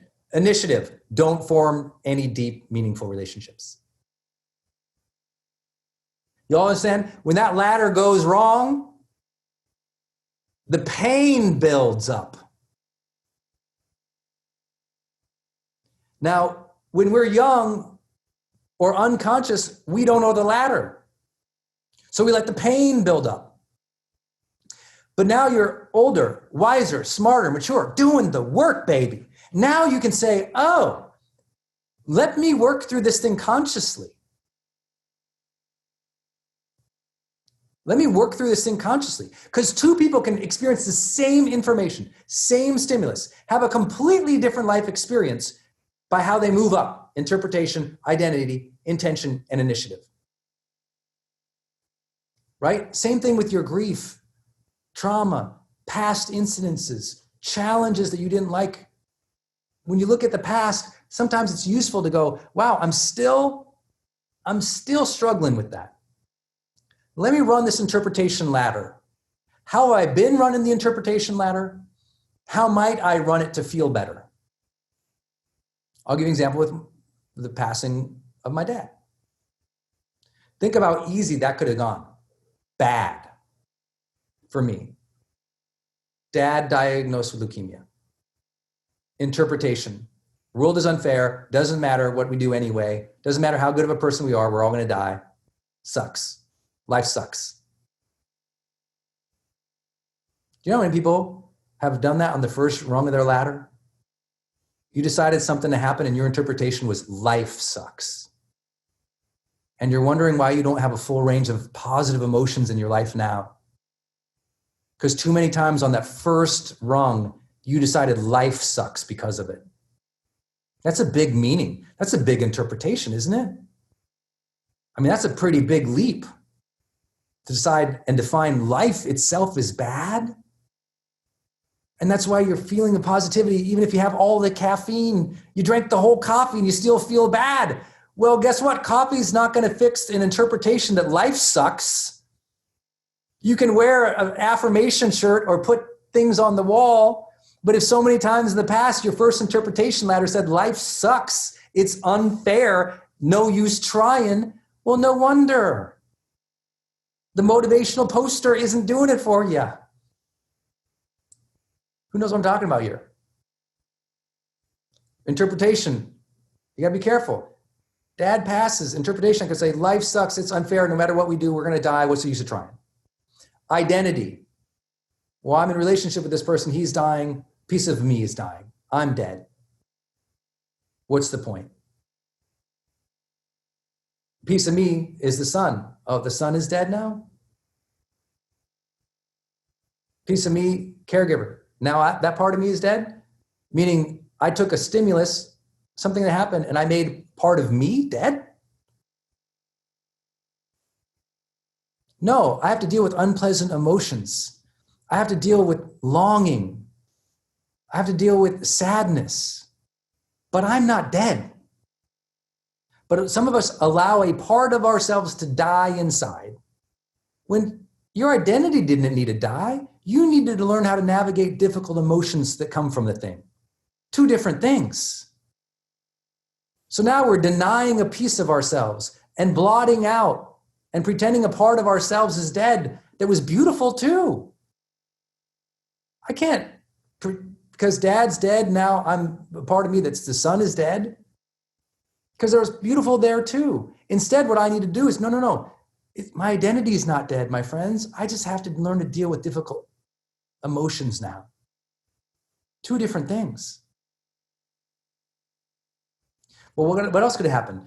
I could have went to intention. Intention. Well, let's say identity. I was not capable of handling my father's death. I wasn't. I don't know anything about leukemia. I'm not a doctor. Now imagine my dad dies and my identity is I'm not capable. I'm not good because I couldn't save him. Think about that. I'm not good and I'm not capable because I couldn't stop something that was inevitable and out of my control. And many of you have labeled yourself bad for something completely out of your control. Something that happened, someone you lost, a job you lost, a divorce, a breakup in a relationship, trauma, and you're labeling your self-identity for something that was totally outside of your control, your realm of expertise, your capability, or your power at the time. You took it identity level to you when it wasn't even in your control. And so now you're mean to yourself. You see how this spirals? And now what happens? Intention. Well, I guess my intention is I'm never going to love again. I can't deal with that pain. I guess my intention is, I got to blame the doctors. I got to be mad at some other people. My intention is, why even try? And then what happens in initiative? Well, you know what happens in initiative. You sit around being overly sad because your interpretation was bad. And now what happens? Well, inaction, apathy, stagnancy, sitting around, 74 tubs of Ben & Jerry's a month. You know what I'm talking about out there, people. All of a sudden it falls apart because your interpretation ladder was built on poor thinking. It's hard to accept that, but a lot of our interpretation ladders are built on poor thinking. We zoomed in the wrong spot. We paid attention to the wrong part of the story. We could have built it up differently, because what if I lose my dad? The interpretation is, thank you, Lord, for the time you gave me with this person who I cared about in my life. Thank you for the opportunity to have a deep connection like that I would feel so sad and lonely that he's gone.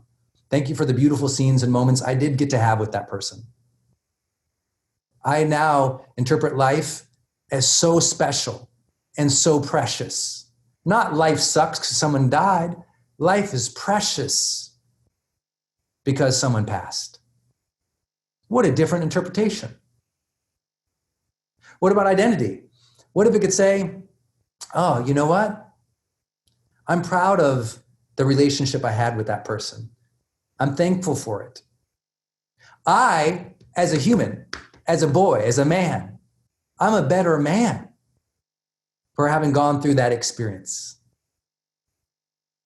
I can be proud of and respect myself. I can be thankful. I can recognize that I'm better because I had that experience with that person or that thing. I'm stronger. I'm stronger. Notice the very big difference in the thought pattern that says, I'm stronger versus I'm at fault. Can you dig it? It's a very different thing, ain't it? I'm stronger because of, not I'm at fault or inadequate because of. Whoa!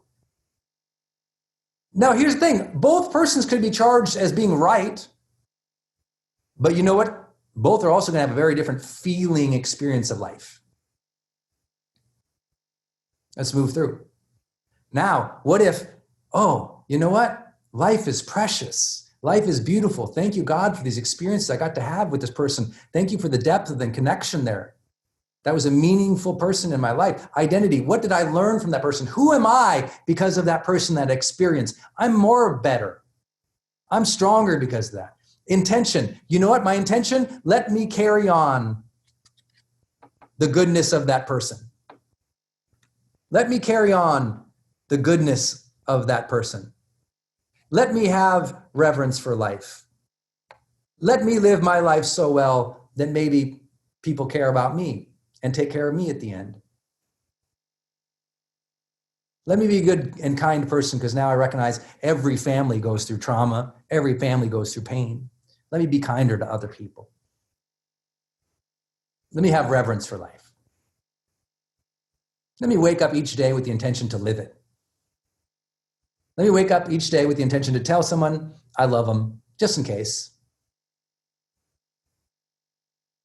What a different experience. What about initiative? Well, now, you know what? I'm going to make sure I listen to people better. I'm going to be patient with people. You know, initiative, I'm going to help people going through the same thing. I'm going to help people. Initiative, be kind. Initiative, call mom every Sunday. Geez, at least. Good things come from it when you have a different interpretation ladder. So what I want to say to you, I'm not here to say your feelings or your emotions are right or wrong. I want to equip you with frameworks to think about them differently. Because can you all raise your hand? Can you see the different feelings that would come from a different interpretation ladder? Life-changing. I want you to hear me. Life-changing. When you bring in a conscious interpretation here, a very different experience comes from the very same stimuli. I'm not here to say your interpretation is right or wrong. I'm here to say your interpretation is leading to a feeling. And if you don't like the feelings, you have power over the feelings with your interpretation ladder. Is this cool? It means any situation. Think about when your business failed. Think about when your projects failed. A lot of people, their projects fails, their identity, I'm a failure. Their business fails, I'm a failure. They lose their job, I'm a failure. And what happens with that? Now their intention is less visionary. Their intention, less big goals, less big dreams. Their initiative, less activity, less momentum. And then it loops around again. Less activity, less momentum. Not getting results. Not getting results. The world's unfair. I feel like crap. I'm bad. And it loops and it spirals and it loops and it spirals. And the whole time, now that you've heard this from Brendon, you always have to go, how am I feeling? Let me visit my interpretation ladder. Was this alone worth your time here today, my friends? If you can get this, once you lock this in, everything shifts. Everything shifts. How am I such an annoyingly positive person? Through brain injuries, through bankruptcies, through loss of multiple family members, through sitting down with people in the hardest times of their entire lives, not once, not twice, for 20 years straight, working with people in the worst parts of their lives. Why am I so positive? Because my interpretation ladder is so positive. Okay. That was number one, was emotions versus feelings. Number two, master your interpretation ladder. Number three, to create honoring rituals and commitments. Write this one down, please, my friends. Create honoring rituals and commitments. To create honoring rituals and commitments. What does this mean? Well, let's take on grief of loss, since we started with that as a topic. That you can do something instead of being on days, anniversaries, holidays, where you used to have that person, they're not here anymore. Do something to honor them. Create a ritual to honor them, to remember them, to celebrate them, and build that ritual of positivity, of reverence, of remembrance, of gratitude. Build that ritual in versus just reacting to the feeling that shows up that day. And I want to share with you, I did not do a good job with that. My first 2 years after my father passed, I was still in denial. I wouldn't say I was in denial. I just didn't want to deal with the emotions. So I would just go through the day. I said, no, you know what? From now on, every day, every time that it comes around the anniversary of my dad's birthday or Father's Day or death, I'm going to look through my photos. I'm going to make myself write down my 5 favorite moments or time that comes to my mind. I'm going to create a post and tell the world about Dad and how great he was. I'm going to call my family members. Just create a ritual. Because otherwise you're left to impulsive emotions that are triggered, and you have way more control over the feelings you can create with a ritual, a positive ritual, an honoring ritual. Create that in place. Create that once or twice a year, and over a series of years, your feelings start to go towards the positive: reverence, gratitude, appreciation. And I know some of you say, I'm scared to do that, Brendon, because I'll miss the person. I'm like, of course you will. That's the longing part we talked about. And longing is normal. I don't want to do that, Brendon, because I'll feel lonely. That's okay. But you'll also feel positive. You'll also remember the good things. You'll honor life by recognizing the good things that happened versus just missing what's not here. That's part of honoring life. To celebrate what was here. Because remember, the height of joy in your life is based on the depth of gratitude. The height of joy is based on the depth of gratitude. Go deeper in your gratitude and your reverence. Joy will spring up like a spring. Go deeper in your daily gratitude. Go deeper in your ritual gratitude for someone or something you've lost, and joy springs up. It's a magical correlation. The depth of gratitude sets the height of joy. I would say it even sets the possibility of joy. You want more happiness to trickle in, more joy to trickle in? Go deeper on your ritual gratitude, your rituals of gratitude, whether it's daily or yearly, in some way that honors that which you had lost. As an example, my dad did 3 tours in Vietnam as a young man, fighting for his country as a Marine gunnery sergeant, and he lost a lot of friends. I remember going to the Vietnam Wall, as they call it, the Memorial Wall, with Dad. It was an incredibly difficult day for him. Incredibly difficult day. But he did it to give honor to his friends and those who gave the ultimate sacrifice for their country. Difficult day, but he did it to honor. Lots of tears, but felt better at the end of the day. In other words, was willing to face the unpleasant emotions to bring honor, to bring respect, to bring positivity, to bring reverence and gratitude. And the more we do that, the more those lingering feelings tend to go away and become under our control because of our interpretation ladder and the ritual of building it in. Notice like I said, honoring rituals and commitments. Commitments. What do I mean by that? Well, for me, I said, okay, I'm going to be committed to carrying on these positive traits of my dad. I'm going to be committed to taking care of my family as my dad requested, financially forever. I'm going to find a way. I'm going to be committed to espousing the values. I'm going to be committed to telling my nephews, his grandchildren about him. Even though only one of my little buddies, my nephews, his grandkids ever met him. I'm committed to carrying on my dad. I want to talk to him. I'm talking to you about him now as an honoring way about my dad this week. You know? So what commitment will you make to carry on something positive, of value, or a wish of that person? Or what commitment will you make, even if that's not a person? Maybe you lost a job to injustice, just like to racism. You lost a job or an opportunity because how they judged you super unfairly. Okay, you're going to feel grief about that. You're going to feel shock about the injustice. You're going to feel sad that crap happens in the world still. So my question to you is, what's the commitment moving forward? This is where we take personal power into life again. Because listen, unfairness and crappy things happen.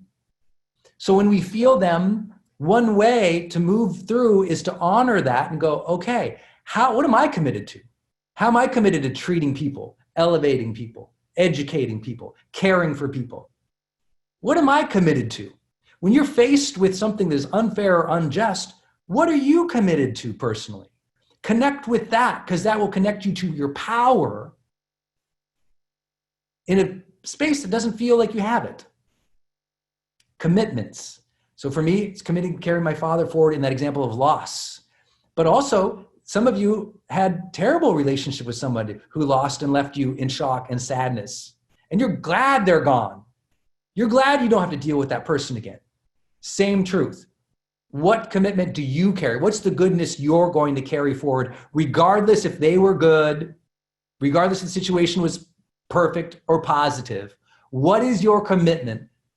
It's what I always ask. Listen, I'm always asking you, this community of this, what is your next right action of integrity?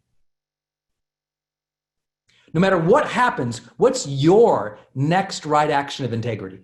That's personal power. That's personal responsibility. That's inner strength. Your next right action, you do what's right for you in alignment with your values next, no matter what just happened. They stole from me, Brendon. Okay, what's your next right action of integrity? They cheated on me, Brendon. Got it. What's your next right action of integrity? I don't pretend that that's easy or that you need to move to initiative phase right off the bat, but do the next, like be committed to the next level of congruence for yourself. What's the next level of commitment and congruence for you now that that thing that you loved, desired, or didn't want is gone? In this fresh new moment of the now, what's the next right action of integrity? What's your interpretation ladder? What's the initiative look like that brings integrity and honor and respect to you? What is it that gives you those things? Not from other people. Because listen, you don't get to control whether you get honor and respect and kindness from other people. You all know that if you've ever been in a relationship. Sometimes it just don't happen. But you get to bring that to yourself by being a congruent, integrous human. So that's my question to you. Honor whatever has happened in life by doing the next right action of integrity for yourself. Changes the game. So number 1 was emotions versus feelings. Number 2 was the interpretation ladder. Number 3 was honoring rituals and commitments. Make beautiful moments. I would tell you that's so powerful. Number 4, when we're talking about loss and grief, I really want to encourage you to, it's going to be a weird phrase, but I say this to my clients all the time. I want you to institute listening sessions. Institute listening sessions. Implement listening sessions. Execute listening sessions. Whatever that means for you. What this means is, usually when there's loss or grief, you ain't the only one. And what you want is to be heard and seen, respected and validated and honored, and so do others. And what happens in loss and grief when it becomes very maladaptive is we close down and close up and we go silent with the world. We want to be alone in our pain and our hurt. And the longer that we are alone and silent in our pain and hurt, the more suffering grows. In silence, there is suffering. When we're talking about loss, grief, longing, sadness, shock, trauma, the longer we are silent, the more we stack on suffering. And so what you have to do, and it's super hard, and by the way, I want to let you know, I super suck at this, but I do it anyway. I'm awful and awkward at it, and I do it anyway. And that is when I'm in pain, when I'm hurt, when I'm sad, I go tell somebody. I say, you know what? Can I talk with you? I don't need you to solve it. Can I just share with you what I'm feeling? No solve needed. No advice needed. No inspiration needed. Need a talking partner right now. Could you listen to a few things? I'll literally say that to people. And then I'll awkwardly bumble through how I'm feeling. And I'll always get the words wrong. And I always feel weird.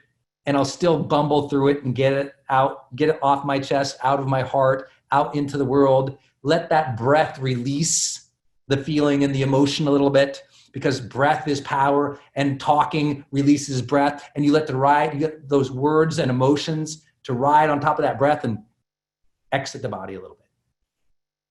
And so I'll talk it out. And I'll also create that listening session for others. When a family deals with trauma, especially the trauma of grief and loss, when it's just happened, one of the most important things that I'll do for them or that I'll ask is that they call each other every day. And tell them, you don't even have to talk about it. You just need to talk every day.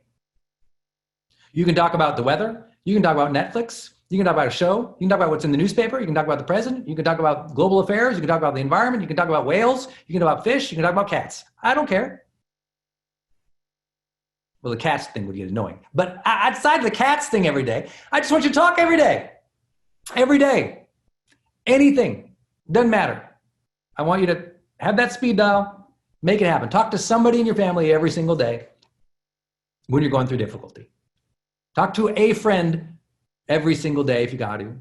It can't be family, friends, or mentors. Just talk every day. When you're going through, when you get fired from your job, talk to somebody every day. Can be other coworkers. Just talk, but also allow them to talk. See, you don't need to call. Some of you are like, well, I don't want to call them. I don't have nothing to say. Silly bear, it's not about you having something to say. It's about holding the space that they can say something. What happens is we get locked into our own grief and our own loneliness, and we identify it as ours. And we make the mistake of not reaching out because we don't want to deal with it. It ain't about you. Most grief and loss is social. You need to create the space to honor and give time and appreciation for others. And I know many of you have done that. Someone in your neighborhood lost a father, a parent, a husband, a spouse, a child, and you showed up. You went over, you baked them food, you took their meals on, you washed their car, you cleaned their house out for them, you helped them. You didn't have to be a trauma coach. You didn't have to deal with it. You didn't have to be a grief counselor. You just showed up for them, did stuff. You didn't even have to talk about it. Just did stuff for them. That happens in nature. Literally, that's just part of the beauty of the spirit of the animal kingdom. I mean, it happens with monkeys. When a family member of monkeys dies, other unrelated monkeys will come over and help groom their hair while they're sitting there in silence and sadness.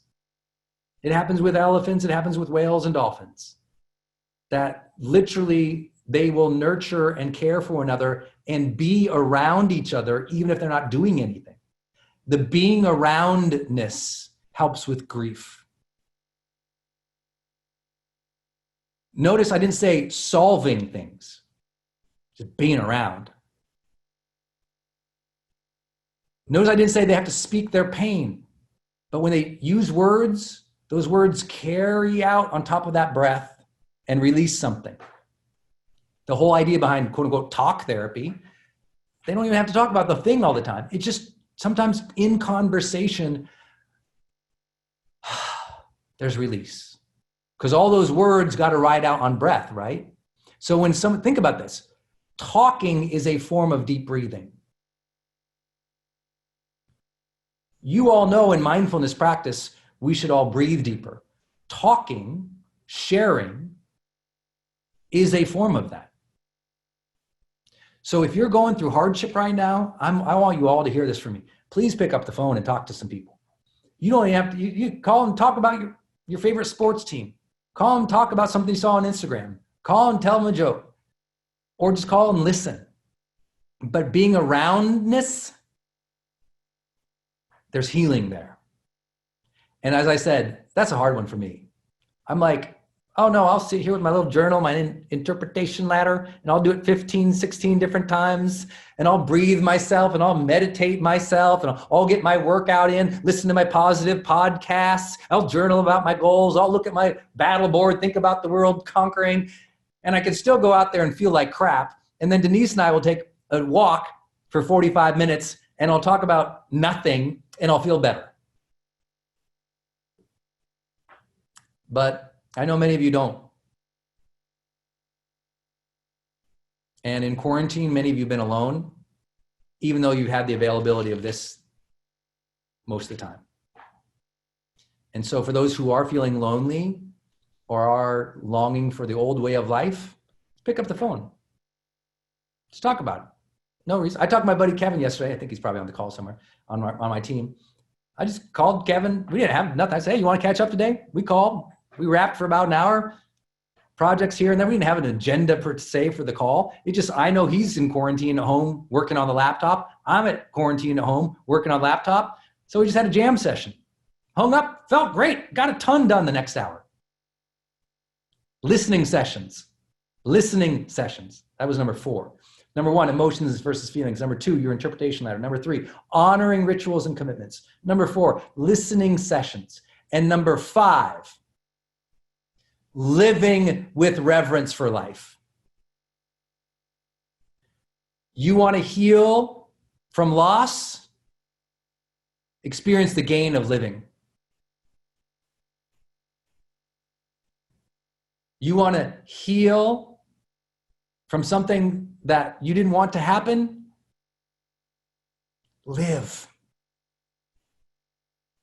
You want to cope with something that you didn't like? Live the way you like. Live. Reverence for life. Wake up motivated, driven, excited, caring, compassionate.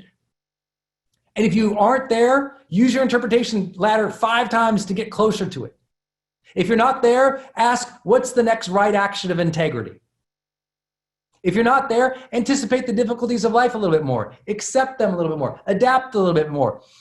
But the ultimate secret to healing and moving through things is to live your life, to authentically be, to focus on being again, living again, feeling again. Because notice what happened. You shut down all those emotions because you were scared of them, or you didn't know their signal, or you didn't like the feelings, or you cultivated the wrong feelings. And so what ends up happening over a period of time, you don't feel good anymore. You're not authentically expressing yourself anymore. You're taking your identity level on reaction level versus identity level on who do you want to be now? Who are you now? What's your intention now? What positive initiative can you take now? What a beautiful thing. To have reverence for life is how you honor the good and the bad of life. To live your life authentically, freely, joyously, outside of their judgments and outside of your own personal judgments against self, but to rather be free. To give yourself the freedom of life and to give yourself the reverence for it. Like, I'm so able to move on through things in life because I love life. I love life. I love experiencing life, breathing life, having life, because I've been in a hospital bed thinking I was going to die too many dang times. I love working out because I've been in places where I've been immobilized and broken bones all over my body before. I love talking with people because I've been lonely. I love experiencing the day, even if it's super busy and I got to do, like last night, I had to do contracts, please. Legal stuff all day long. I had 4 hours of legal stuff last night. I'm like, please. I loved it because it meant something was happening.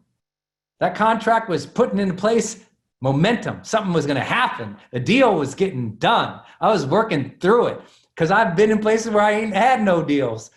So I got some paperwork, and at least I got something going on. Okay, let's go. Reverence, joy, engagement for the life itself.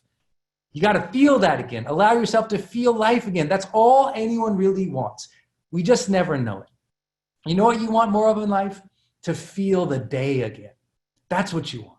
I tell you this all the time, HPX. It's about feeling more vibrant and connected in life again. Feeling more fulfilled, satisfied, joyful, peaceful, happy again. You're the only one who gives that to yourself. That's the beauty. No matter what they took from you, no matter what you've lost, no matter what yesterday looked like, no matter the dramas and traumas and difficulties we've been through, we now have the choice to live. We can choose to feel life again. Not because suddenly you're a millionaire, not because suddenly somebody who you want back is back, but because you just choose. You say, okay, I want to live life. I'm still here. Let me live it. Let me experience it. Let me give myself that. That means you must release from some of those emotions and feelings that you grabbed onto in the past. Some of you, you're not living today because you don't think you deserve today. You're grabbing onto a guilt that you structured for yourself. See, guilt is a tricky one. Guilt is not an emotion per se, as much as a structured feeling. Guilt comes from an interpretation ladder. Guilt is an interpretation ladder run over and over and over and over again against oneself. You got to let go of the guilt. You got to let go of the regret. And you have to step into today, the feeling of today, the freshness of today, the choice of today, the power of today, the beauty of today, the magic of this moment. You got to let all that stuff go if you're going to experience life. And you deserve to, because you're still here. And if you're still here, there's a reason for that beyond your conception. If you're a person of faith, if you are, awesome. If you aren't, awesome. But ultimately you have to say, well, dumb luck or grace, here I am. Might as well enjoy it. Whether you believe you blink out and go on to another realm, to heaven, to a different place, to soulful spirit, to reincarnation, or to nothing. All of that still cues you to the value of now, to the value of now, the joy, the hidden possibilities, the magic and the meaning of now. Reverence for life. Now, all these things we know help people cope. We know it from both the sciences of the work in psychology and sociology and dealing with people in end-of-life care, but also share my own personal interpretation on this one here too. As many of you know, I am a person of faith. I do believe in God. I was raised that way. I feel that connection. I sense that. Even if you don't, that's okay. That's just my vibe. So judge less, feel better. And so I am a person who feels a great connection to God. And for me, I just believe that no matter what is happening to me, I believe in that part of the scripture that says and encourages us that out front, things are being set up for us. That the road is being paved in front of us, even if we don't know where it's going, even if we aren't in control of it. That the future holds good things for us, that healing awaits, that victory awaits, that beautiful things await, that magic awaits for us that we might not even see. But out front, no matter how I feel now, victory is there. Healing is there. Freedom is there. It's there. That's being set up for me.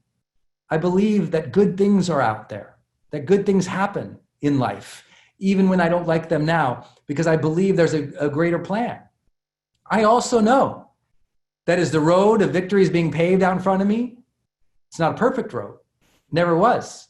It's getting built in a hurry because the big guy upstairs has 7 billion roads he's trying to pave right now. So sometimes he's not going to hit every segment of the road. Sometimes there's going to be a few potholes and you're going to hit them. So you can anticipate the difficulty and anticipate the victory.